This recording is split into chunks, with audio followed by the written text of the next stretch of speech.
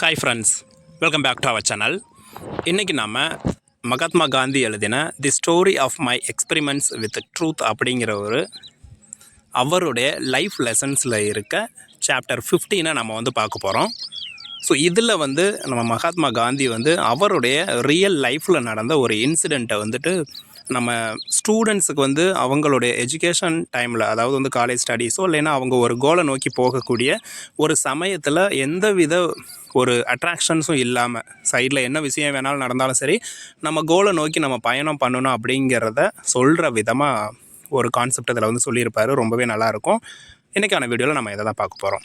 So நம்ம இந்த ஒரு ரைட்டிங்ஸ் பார்த்தோம் அப்படின்னா, அதுக்கு முன்னாடி நம்ம காந்தியோட முழு பெயரை பார்த்துருவோம். ஸோ எல்லாருக்குமே இது தெரியும். மோகன்தாஸ் கரம்சந்த் காந்தி அப்படிங்கிறது அவருடைய ஃபுல் நேம் அப்படின்னு சொல்லலாம். அண்டு இந்த ரைட்டிங்ஸை பார்த்தோம் அப்படின்னா, நம்ம காந்திஜி பார்த்தோம் அப்படின்னா வீக்லி இன்ஸ்டால்மெண்ட்ஸாக, அதாவது வாரம் பார்த்தோம் அப்படின்னா ஒரு ஜேர்னலில் பப்ளிஷ் பண்ணியிருப்பார். நவ்ஜீவன் அப்படிங்கிற ஒரு ஜேர்னலில் தான் இதை பப்ளிஷ் பண்ணியிருப்பார். 1925 1929 வரைக்கும் இந்த ஒரு அவருடைய சுயசரிதையை பார்த்தோம் அப்படின்னா வாரம் இந்த ஜேர்னலில் பப்ளிஷ் பண்ணியிருப்பார். இதனுடைய ஒரு டிரான்ஸ்லேஷன் வெர்ஷனும் நமக்கு அவைலபிள் இருக்குது. அது பார்த்தோம் அப்படின்னா யங் இந்தியா அப்படிங்கிற ஒரு ஜேர்னலில் நமக்கு கிடைக்கும் அப்படின்னு சொல்லலாம். அண்ட் இன் 1998 ஓகேங்களா. ஸோ இவர் இந்த எழுதின அந்த ரைட்டிங்ஸ் பார்த்தோம் அப்படின்னா 1998 உலகத்திலேயே இருக்க ஸ்பிரிச்சுவல் புக்ஸில் 100 புத்தகங்களில் ஒன்றா பார்த்தோம்னா 20th செஞ்சுரியோட ஒரு புத்தகமாக இந்த ஒரு புத்தகத்தை செலக்ட் பண்ணாங்க அப்படின்னு சொல்லலாம். அண்டு இந்த ஒர்க்கை டிரான்ஸ்லேட் பண்ணது யாருன்னு பார்த்தோம் அப்படின்னா மகதேவ் தேசாய் அப்படிங்கிறவங்க இந்த ஒர்க்கை டிரான்ஸ்லேட் பண்ணியிருக்காங்க.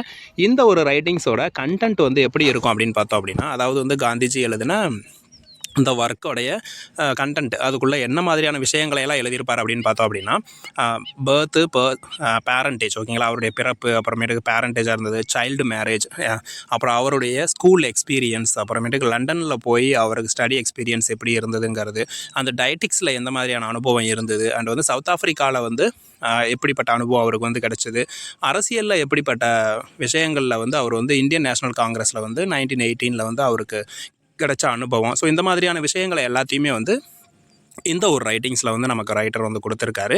அண்டு இதை பார்த்தோம் அப்படின்னா தி ஆட்டோபயோகிராஃபி பார்த்தோம் அப்படின்னா நவம்பர் 25 3 February 1929 ஓகேங்களா. 1925 நவம்பர் 25 இருந்து February 3 1929 வரைக்கும் கிட்டத்தட்ட 166 இன்ஸ்டால்மெண்ட்ஸாக பார்த்தோம் அப்படின்னா நவஜீவன் அப்படிங்கிற ஒரு ஜேர்னலில் நம்ம காந்திஜி பப்ளிஷ் பண்ணியிருக்காரு. ஓகே. அண்டு இதனுடைய ஒரிஜினல் வெர்ஷன் குஜராத்தி வெர்ஷன் அப்படின்னு நம்ம சொல்லலாம். அண்டு இதோட பேர் பார்த்தோம்னா சத்யன பிரயோகா அப்படிங்கிற ஒன்று தான் இதனுடைய ஒரிஜினல் வெர்ஷன். அண்டு அதுக்கு என்ன பெயர் அப்படின்னு பார்த்தோம்னா ஆத்மகாதா அப்படிங்கிறத அதனுடைய ஒரிஜினலான ஒரு நேம் சொல்லுவோம். அதுக்கு நம்ம இங்கிலீஷில் என்ன மீனிங் சொல்லுவோன்னு பார்த்தோம் அப்படின்னா தி ஸ்டோரி ஆஃப் சோல் அப்படிங்கிறது தான் இந்த சத்யன பிரயோகாங்கிறதுக்கான இங்கிலீஷ் அர்த்தம் அப்படின்னு வச்சுக்கோம். ஓகேங்களா. ஸோ இப்போ நாம் பார்த்தோம்னா இதனுடைய இந்த சாப்டர் 15 காந்திஜி என்ன மாதிரியான விஷயங்களை சொல்லியிருக்காரு அப்படிங்கிறது தான். ஸோ இது பார்த்தோம் அப்படின்னா அவருக்கு லண்டனுக்கு படிக்க போயிருப்பார். நம்ம இந்தியாவிலேருந்து லண்டனுக்கு படிக்க போயிருப்பார். ஸோ அப்படி படிக்க போகும்போது அவர் சில கொள்கைகளோடு போயிருப்பார். அதாவது நான்வெஜ் சாப்பிடக்கூடாது, உண்மையை தான் பேசணும் அப்படிங்கிற மாதிரி நிறைய கொள்கைகளோட வெளிநாட்டுக்கு போயிருப்பார். அங்கே போய் பார்த்தோம் அப்படின்னா அவர் முழுக்க வெஜிடேரியனாக தான் இருக்கணும், நான்வெஜ் சாப்பிடக்கூடாது அப்படின்னு சொல்லி முயற்சி ஈடுபட்டிருப்பார். அப்படி முயற்சியில் அவர் இருக்கும்போது பார்த்தோம் அப்படின்னா அவர் நம்ம டயட்டை ஃபாலோ பண்ணோம் அப்படின்னா அதுக்கு எந்த மாதிரியான ஃபுட்ஸ் எடுக்கணும், எப்படி இருக்கணுங்கிற விஷயத்தை தெரிஞ்சுக்கணும். அதனால் நிறைய புத்தகங்களை அவர் வாங்கி வாசிப்பார். ஸோ அப்படி அவர் செலக்ட் பண்ண புக்ஸ் பார்த்தோம்னா ஹென்ரி சால்ஸோட ஒரு புக்கை செலக்ட் பண்ணுவார். அண்ட் அது மட்டும் இல்லாமல் ஹர்வர்ட் வில்லியம்ஸ் எழுதின தி எத்திக்ஸ் ஆஃப் டயட்டிக் அப்படிங்கிற ஒரு புக்கை அவர் எடுக்கிறார். ஸோ இந்த 2 புக்ஸும் பார்த்தோம்னா அவருக்கு டயட்டை ஃபாலோ பண்ணுறதுக்கு நிறைய சோர்ஸஸ் அண்ட் ஐடியாஸ் அதில் கிடச்சிது அப்படின்னு சொல்லலாம். மெயினாக அவர் டாக்டர் ஆனா கிங்ஸ்ஃபோர்ட்ஸ் எழுதின தி பர்ஃபெக்ட் வே இன் டயட் அப்படிங்கிற இந்த ஒரு ரைட்டிங்கை இவர் செலக்ட் பண்ணுறாரு. இந்த 3 புத்தகமும் பார்த்தோம்னா காந்தி தான் ஒரு வெஜிடேரியனாக இருக்கிறதுக்கும் தன்னுடைய உடலை கட்டுக்கோப்பாக வைக்கிறதுக்கும் பார்த்தோம்னா நிறைய விஷயங்களை அந்த புக்ஸில் தெரிஞ்சுக்கிறாரு. அண்ட் அது மட்டும் இல்லாமல் பார்த்தோன்னா ஒரு ஹைஜீனான ஒரு ஹெல்த்தை நம்ம மெயின்டைன் பண்ணோம் அப்படிங்கிறதுக்காக டாக்டர் அலிசன்ஸோடைய ஒரு புக்கையும் பார்த்தோம் அப்படின்னா இவர் படிக்க ஆரம்பிக்கிறார். இப்படி இவர் லண்டனுக்கு லா படிக்கிறதுக்கு போயிருந்தாலும் கூட கிட்டத்தட்ட இவர் படிக்கிற விஷயங்களுக்கு இந்த டயட்டிக்ஸை ஃபாலோ பண்ணுறதுக்காகவும் வெஜிடேரியனிசமை ஃபாலோ பண்ணுறதுக்காகவும் நிறைய சில மாதங்களையே வந்து அதுக்காக அவர் வந்து செலவு பண்ணார் அப்படின்னு சொல்லலாம். அந்த அளவுக்கு வந்து வெஜிடேரியனிசம் அப்படிங்கிற ஒரு கான்செப்டில் ரொம்ப ரொம்ப மூழ்கி போயிருந்தார் அப்படிங்கிறதையும் சொல்லலாம். அண்டு லேட்டராக அவர் கூட வந்து ஃப்ரெண்டு இருந்திருப்பாங்க. ஸோ இப்படியே இவர் வந்து வெஜிடேரியனாகவே இருக்கிறாரே அப்படின்னு சொல்லிட்டு அவருடைய நண்பர் வந்து காந்தியோட நண்பர் வந்து பார்த்தோம் அப்படின்னா இவரை வந்து நான்வெஜ்ஜுக்கு மாற்றலாம் அப்படிங்கிற மாதிரியான ஒரு இப்படியே போனால் உடலில் வந்து சக்தி இருக்காது அப்படிங்கிறத மனதில் வச்சு அவருடைய நண்பர் வந்து அப்போதைக்கப்போ கொஞ்சம் நான்வெஜ்ஜும் சாப்பிடுங்கிற மாதிரி பேசியிருப்பார். ஸோ அப்படி தான் ஒரு நாள் வந்து பார்த்தோம் அப்படின்னா அவருடைய ஃப்ரெண்டு வந்து ஆல்பர்ன் ரெஸ்டாரண்ட்டுக்கு வந்து பார்த்தோம் அப்படின்னா அவரை வந்து கூட்டி போயிருப்பார். ஸோ அந்த ஒரு ரெஸ்டாரண்ட்டில் வந்து பார்த்திங்க அப்படின்னா அங்கே போனோடனே வந்து தன்னுடைய ஃப்ரெண்டு வந்து காந்திக்கு வந்து ஒரு சூப் வந்து ஆர்டர் பண்ணுறாரு. ஸோ அப்படி அந்த சூப் வந்து ஆர்டர் பண்ணும்போது வந்து பார்த்தோம்னா காந்தி வந்து அதை தன்னுடைய நண்பன்ட்ட அது என்ன அப்படி அது வெஜ்ஜா நான்வெஜ்ஜான்னு கேட்க தயக்கப்பட்டு அவர் என்ன பண்ணுறாரு அப்படின்னு பார்த்தோம் அப்படின்னா அங்கே இருக்க வெயிட்டரை வந்து கூப்பிட்றாரு. ஸோ வெயிட்டரை வந்து கூப்பிட்டு இது வெஜ் சூப்பா இல்லை நான்வெஜ் சூப்பா அப்படிங்கிறத கேட்குறாரு. இது வந்து தனக்கு ஒரு ப்ரெஸ்டீஜ் ப்ராப்ளமாக காந்தியோட ஃப்ரெண்டு வந்து எடுத்துக்கிறாரு. நான் வாங்கி கொடுத்து நீங்கள் சாப்பிட மாட்டீங்களா அப்படிங்கிற மாதிரி அவங்களுக்குள்ள ஒரு சின்ன ஒரு கருத்து வேறுபாடு வருது. அவங்க அன்றைக்கி வந்து பார்த்தோம் அப்படின்னா ஒரு ட்ராமா பார்க்கலாம் அப்படின்னு சொல்லி முடிவு பண்ணி போயிருப்பாங்க. பட் அங்கே அவங்க வந்து அந்த ஹோட்டல் பார்த்தோம்னா ஹர்பன் ரெஸ்டாரண்ட்டுங்கிற அந்த ரெஸ்டாரண்ட்டு தான் அங்கே லண்டனில் இருக்க மிகப்பெரிய ஒரு ரெஸ்டாரண்ட்டாக இருந்திருக்கும். இதுக்கு முன்னாடி காந்தி அந்த மாதிரியான மிகப்பெரிய ஒரு இடத்துக்கு போயிருக்கவே மாட்டார். ஃபர்ஸ்ட் டைம் அங்கே போகிறாங்க. ஸோ அங்கே டோட்டலாகவே நான்வெஜ்ஜாக தான் இருக்குது அப்படிங்கிறதுனால வேறு ஒரு ரெஸ்டாரண்ட்டில் போய் சாப்பிட்லாம் அப்படின்னு சொல்லி அவங்க போகிறாங்க. பட் எங்கே போய் அவங்களுக்கு வந்து காந்திக்கு பிடிச்ச மாதிரியான உணவை அவங்களால எடுத்துக்க முடியல. ஸோ அன்றைக்கி வந்து 2 பேரும் ஒரு சின்ன சலசலப்போட நண்பர்களுக்குள்ள ஒரு அதிருப்தியோட ஒரு வாய்ச்சண்டையோட பிரிஞ்சு போகிறாங்க. ஸோ இப்படி தான் வந்து அந்த அவங்களுடைய நண்பர்கள் வட்டாரமும் அவருடைய வெஜிடேரியனிசம் அப்படிங்கிறத திக்காக ஃபாலோ பண்ணார் அப்படிங்க. அதாவது என்ன சூழ்நிலை வந்தாலும் நம்ம வந்து நான்வெஜ்ஜை சாப்பிடக்கூடாதுங்கிறதுல இருந்தாருங்கிறதுக்கு ஒரு உதாரணமாக இதை வந்து சொல்லலாம். அண்ட் அடுத்து வந்து பார்த்தோம் அப்படின்னா இவர் வந்து இப்படி வந்து லண்டனில் இருக்கும்போது அவர் நிறைய விஷயங்களை பார்க்குறாரு. ஒரு இங்கிலீஷ் பர்சன் வந்து எப்படி இருக்காங்க, ஒரு இங்கிலீஷ் ஜென்டில்மேன் வந்து எப்படி இருப்பார், அவங்க ட்ரெஸ் கோடு எப்படி இருக்குது, அவங்களுடைய உடைகள் எப்படி இருக்குது, தலை அலங்காரம் எப்படி இருக்குது அப்படிங்கிற நிறைய விஷயங்களை நோட் பண்ணுறாரு. அதனால் இவர் என்ன பண்ணுறாருன்னா இருக்கிற இடத்துக்கு தகுந்த மாதிரி மாறணும் அப்படிங்கிற ஒரு நோக்கத்தோட நம்ம ஒரு இங்கிலீஷ் ஜென்டில்மேனாக மாறணும் அப்படின்னு சொல்லி முடிவு பண்ணுறாரு. ஸோ அதுக்காக பார்த்தோம் அப்படின்னா அவர் வந்து ஒரு சிமினி பாட் ஹேட் அப்படின்னு சொல்லுவோம். அதாவது ஒரு தொப்பி, ஒரு ஹேட் இருக்குது. அதுவும் அந்த ஒரு தொப்பி இங்கிலீஷ் மேன் எல்லாமே அதை வியர் பண்ணுவாங்க. ஸோ அதை நம்ம வாங்கணும் அப்படின்னு சொல்லி கிட்டத்தட்ட 19 சில்லிங்ஸ் அதுக்கு செலவு பண்ணி அதை வந்து வாங்குறாரு. அண்ட் அது மட்டும் இல்லாமல் ஈவினிங் டைமில் வந்து டின்னர் இந்த மாதிரியான பார்ட்டிஸ் அட்டன் பண்ண போகிறோம் அப்படின்னா ஒரு ஈவினிங் சூட் தேவை, ஈவினிங்கில் மட்டும் வியர் பண்ணுற மாதிரி ஒரு ட்ரெஸ்ஸு தேவை அப்படின்னு சொல்லி 10 பவுண்டு செலவு பண்ணி அந்த ஒரு ஈவினிங் சூட்டையும் வாங்குறாங்க.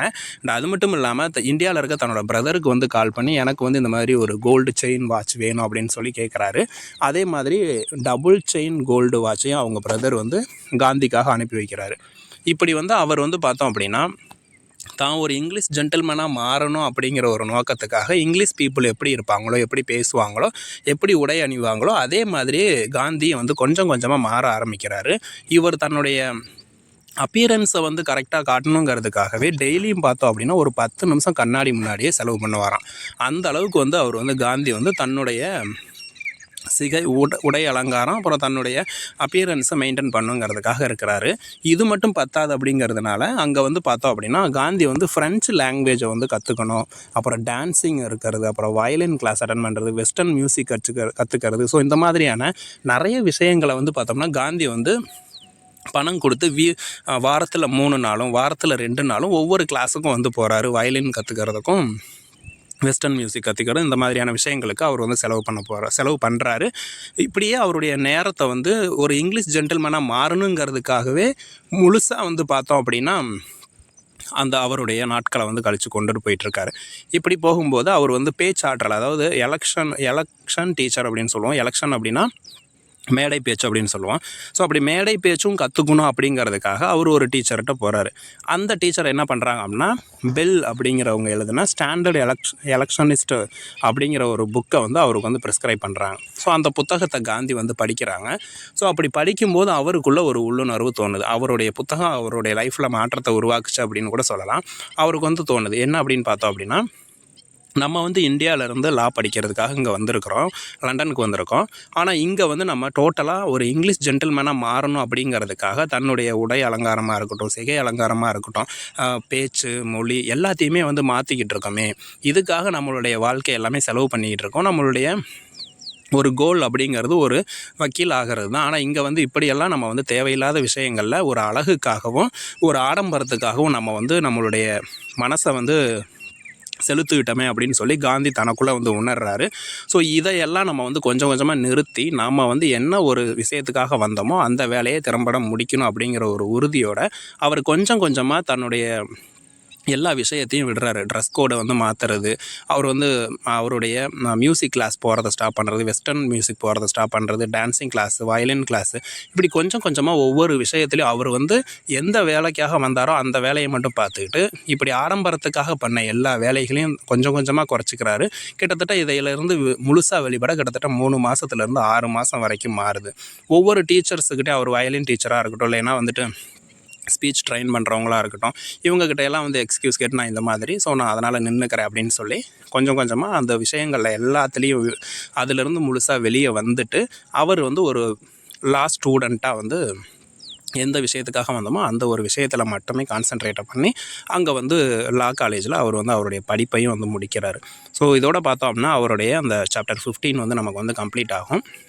இதன் மூலமாக நம்ம ஸ்டூடெண்ட்டை வந்து பார்த்தோம் அப்படின்னா நம்ம படிக்கிற வயதில் நமக்கு வந்து படிப்பு மட்டும்தான் முழு கவனமாக இருக்கும். அதை விட்டுட்டு மற்ற எல்லா விஷயங்களையும் நம்ம வந்து ஈடுபடுவோம். ஸோ அப்படி ஈடுபடுறது மூலமாக நம்மளுடைய கேரக்டர் நமக்கு தெரியாமலே மாறிக்கிட்டு இருக்கும். அதனால் இந்த ஒரு லெசன் மூலமாக நமக்கு இந்த ஒரு ஏஜில் ஸ்டடீஸ் ரொம்ப முக்கியம் அப்படிங்கிறதோட இந்த ஒரு வீடியோ நம்ம வந்து முடிச்சுக்கலாம். இந்த வீடியோ இதோட முடிஞ்சுது. இந்த வீடியோ உங்களுக்கு பிடிச்சிருக்குன்னா லைக் பண்ணி உங்கள் ஃப்ரெண்ட்ஸுக்கு ஷேர் பண்ணுங்கள். அண்ட் நீங்கள் நம்ம சேனல் வீடியோ முதல்ல பார்க்குறீங்க அப்படின்னா மறக்காமல் சப்ஸ்கிரைப் பண்ணுங்கள். தேங்க்யூ. பாய்.